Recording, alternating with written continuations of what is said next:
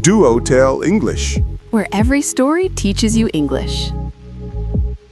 Hello, everyone. Welcome back to DuoTale English. I am Lena. And I am Marcus. And Lena, before we start, can I just say something? Of course, what is it? I read some of the comments from last week's episode, and someone wrote, I tried. I spoke in English to a stranger at a bus stop, and my heart was beating so fast, but I did it. Oh, And that made my whole week, honestly, that someone went out and did something scary because of something we made together. That is why we do this. that really is why we do this. Thank you to that person, whoever you are. You made our week too, genuinely.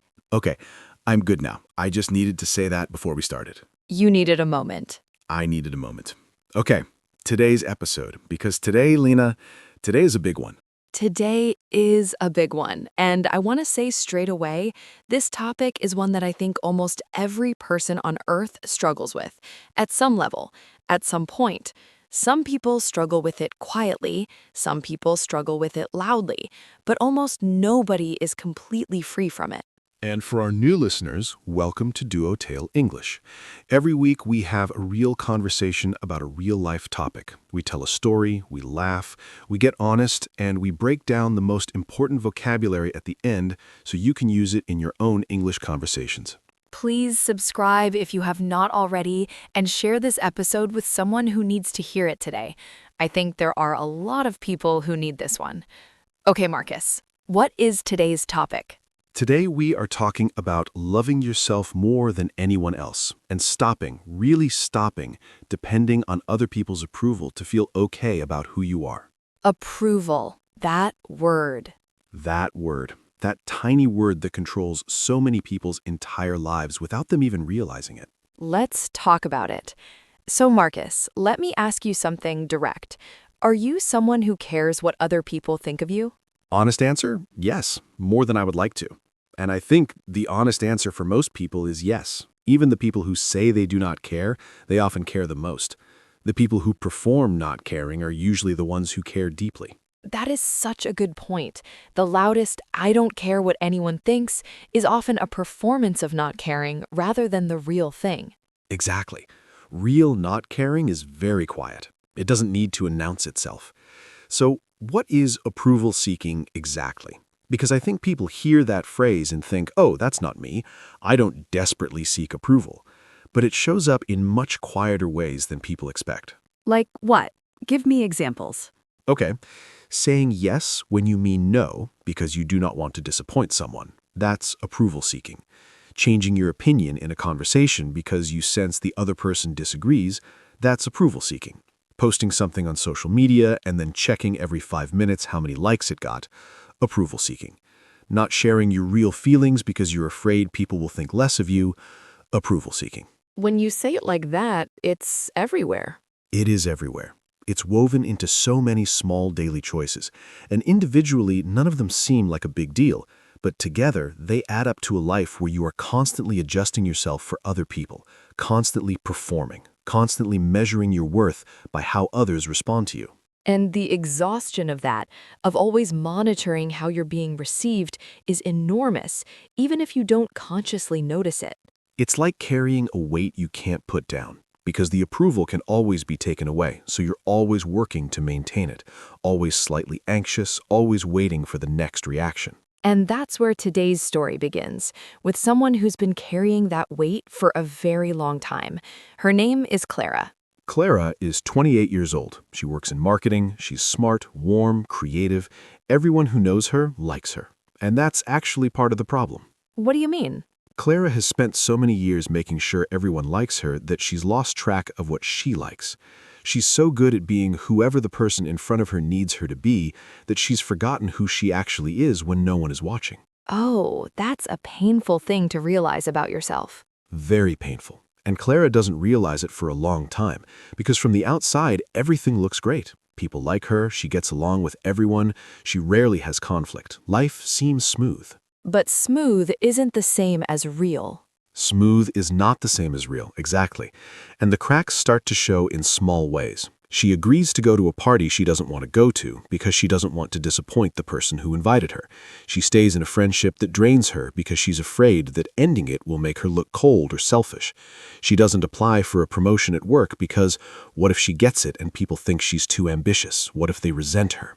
She's not making decisions based on what she wants. She's making decisions based on how she imagines other people will react. She's living her life in other people's heads, constantly thinking, but what will they think? What will they say? Will they still like me if I do this? And the answer to all of those questions can never be guaranteed, which means she's building her sense of self on completely unstable ground. Unstable ground, yes, because people's opinions change. People leave. People's approval can be given and taken away at any moment. If your self-worth lives entirely in other people, you are completely at their mercy. So what happens to Clara? What's her moment? Her moment comes at her own birthday dinner. She's organized this dinner, a restaurant, 12 people, the whole thing. And she spends the entire evening making sure everyone is comfortable. Is everyone enjoying their food? Is this person talking enough? Is that person feeling included? Does everyone look happy? At her own birthday dinner. At her own birthday dinner. And at some point, she goes to the bathroom, and she looks in the mirror, and she thinks, I have not had one genuine moment tonight. Not one moment where I was just me, just Clara, just present and happy and celebrating myself. She organized the whole thing for herself and spent the whole evening serving everyone else. And she starts to cry a little. Not because anything went wrong, but because she suddenly sees it so clearly. She's been doing this constant performing, this constant managing of everyone else's experience for so long, in every room, at every table, in every conversation. Always the host, never the guest. Even in her own life. That's such a powerful image. Always the host, never the guest, even in her own life. She wipes her eyes, she goes back to the table, she smiles, and nobody notices she was gone. And that's the moment she decides something has to change. So what does Clara do? Because this is the part I'm always most interested in. The moment of realization is one thing, but the change, the actual change, that's where it gets hard. She starts with something tiny. The next time someone asks her, do you want to come to this thing on Saturday? She pauses before answering, which she has never done before. She's always answered immediately, yes, of course, before she's even asked herself, do I actually want to go? The automatic yes. The automatic yes. And this time she pauses and she checks in with herself. Do I want to go? And the honest answer is no. She's tired. She wants a quiet weekend. And so she says, actually, I'm going to sit this one out, but thank you for inviting me. And what happens? The person says, oh, okay, no problem. See you next time, and hangs up. And Clara sits there waiting for the guilt, waiting for the anxiety, waiting for the feeling that she's done something wrong. And it comes, a little, but it's smaller than she expected. And underneath it, there's something else, something quiet and warm. Relief. Like a small exhale. Like, oh, I said what I actually wanted, and the world did not end, and the person still likes me, and I'm okay. That first no is always the hardest, and then each one gets slightly easier because you have proof. Proof that the relationship survived. Proof that you survived. Proof that saying what you actually want doesn't destroy everything. And she starts doing other things too. She starts expressing opinions in conversations instead of just agreeing.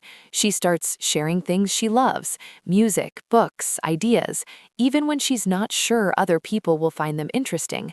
She starts making plans based on what she wants to do, not what she thinks she should want to do. And what do people respond? Mostly fine.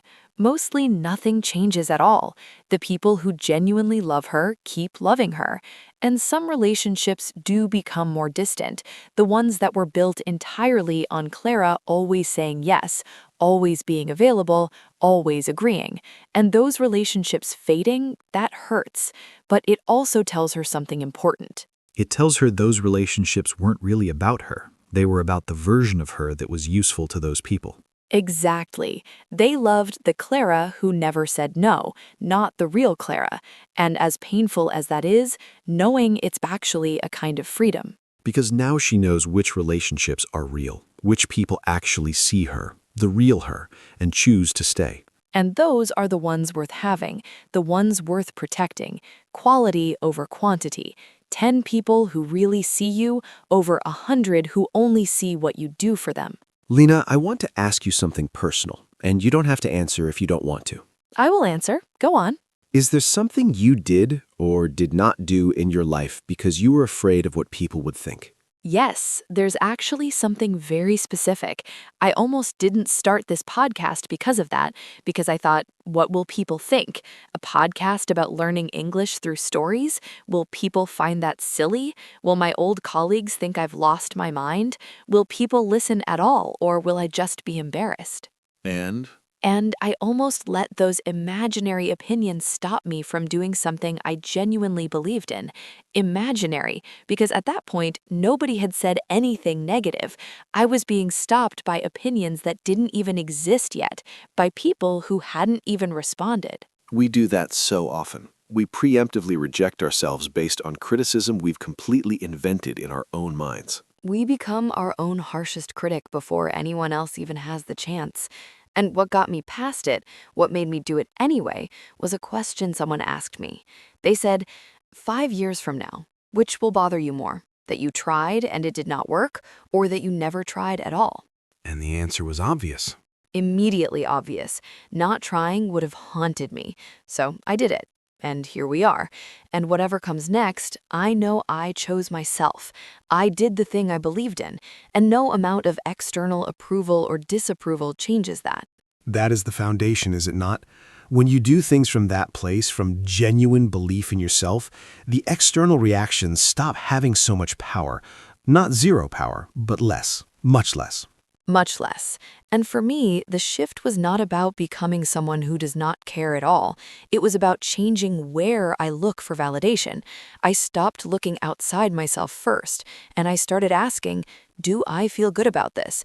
Do I believe in this? Does this feel true to who I am? Looking inward first, instead of immediately scanning the room for reactions. Yes. Inward first. And that is honestly a practice. It does not just happen. It is something you choose again and again, especially when someone disapproves, especially then. Can I share something too? Please. I grew up in a family where what the neighbors thought was very important. What will people say? That was a phrase I heard constantly. And for a long time, I absorbed that completely. I made choices, career choices, relationship choices, lifestyle choices, based heavily on how they would look from the outside. That phrase, what will people say, is so powerful and so limiting because it makes other people the judges of your life before they have even been asked. And the turning point for me, genuinely, was realizing that the people whose opinions I was so worried about were mostly too busy worrying about their own lives to spend much time thinking about mine. People are not watching you as closely as you think. They're thinking about themselves. That sounds almost harsh, but it is actually so liberating. It is liberating. You're not the main character in everyone else's story. You are a supporting character at best. And once I understood that, the pressure dropped significantly because I was not performing for an audience that was even paying that much attention. You are not the main character in everyone else's story. That is going on the poster with the other ones. The poster is getting very full now. We need a bigger poster. Okay, vocabulary time. Today's phrases are all about self-worth, opinions, approval, and emotional independence. These are words you will hear in real conversations about personal growth, relationships, and confidence in English. First, seek approval. To seek approval means to look for acceptance or validation from other people, to want others to confirm that you are good, right, or worthy. For example, she spent years seeking approval from her parents before realizing she needed to approve of herself first. Or, stop seeking approval from people who don't even know what they want for themselves. Second, self-worth. Your self-worth is the value you place on yourself, how much you believe you deserve good things in life, independent of what others think of you. For example, true self-worth comes from within, not from compliments or achievements. Or, when your self-worth depends on other people's opinions, you will never feel truly secure. Third, people pleaser. A people pleaser is someone who always tries to make others happy, often at the cost of their own needs and happiness. For example, I was a people pleaser for years and it completely drained me. Or being a people pleaser feels kind on the surface, but it's often a form of self-abandonment. Fourth, set boundaries. To set boundaries means to clearly define what is and is not acceptable to you in your relationships and life. For example, learning to set boundaries was the most important thing I ever did for my mental health. Or she finally set boundaries with her colleagues and immediately felt more in control of her time. Fifth, validation. Validation means recognition and acceptance, often from others. When we seek validation, we are looking for someone else to confirm that our feelings, choices, or identity are acceptable or good. For example, he kept checking his phone, waiting for validation from strangers online. Or, the most sustainable validation is the kind that comes from inside yourself. Sixth, let go of. To let go of something means to stop holding on to it, emotionally or mentally, to release something that is weighing you down. For example, she had to let go of the need for everyone to like her before she could truly be herself. Or, it takes real courage to let go of other people's expectations. And the last one, be true to yourself. This is one of the most important phrases in English when talking about identity and authenticity. It means to act in a way that reflects your real values, feelings, and personality, regardless of what others expect. For example, whatever you decide, just make sure you're being true to yourself. Or, it took her years, but she finally learned to be true to herself and stop performing for everyone else. 7 powerful phrases. And I want to say these are not just vocabulary items for a test. These are real words that describe real human experiences. Use them in your conversations, in your writing, in your comments below. They will make your English richer and more emotionally expressive. Okay, everyone, we're coming to the end of episode 7, and this one felt very real to me, very close. To me too. We followed Clara from that bathroom mirror moment, crying quietly at her own birthday dinner, all the way to a life where she says no when she means no, where she shows up as herself, where she lets the real relationship stay and lets the others go. And we talked about our own versions of this too. My fear about starting this podcast, Marcus's family's what will people say, because this is not just Clara's story, it's most people's story at some point. And the message I want to leave you with is this. Other people's approval is not oxygen. You will not die without it. It feels like you will sometimes, but you won't. And the moment you start treating it like something nice to have rather than something you need to survive, everything changes. Other people's approval is not oxygen. Marcus, that is the best one yet for the poster. We definitely need a bigger poster. We need a whole wall. Okay, our vocabulary time. Today's question of the day. Think about one area of your life where you are seeking approval from a person, from social media, from society in general. Just one. You don't have to share the details, but write in the comments what is one small step you could take this week to be a little more true to yourself in that area. Use today's vocabulary if you can. Tell us, are you a people pleaser? Are you working on setting boundaries? Are you trying to let go of something? We want to hear from you, and we'll reply. Please subscribe to DuoTale English, share this episode, and if you know someone who needs to hear other people's approval is not oxygen, send it to them right now, without waiting for their approval to do so. The irony of asking for permission to share an episode about not needing permission. Just send it. No permission required. Thank you so much for being here today, everyone. You are enough, exactly as you are, right now. Goodbye. Bye, everyone. Bye, Lena. You are enough, all of you. Bye, Marcus. See you all next week.